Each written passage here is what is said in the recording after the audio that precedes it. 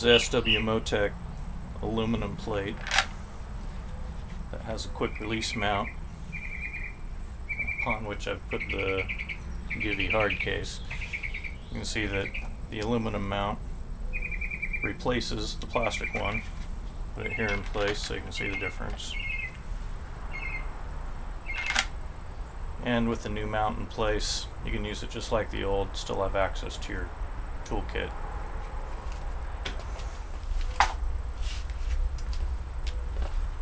The quick release mount has 3 nuts which attach to these 3 cam locks. Goes on and off in about 2 seconds here.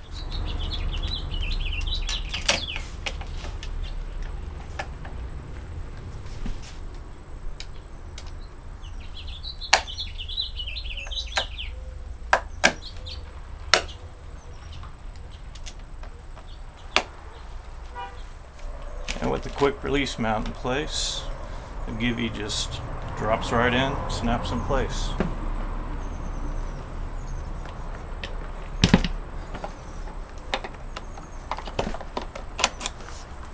And it's attached. Removal's just as easy.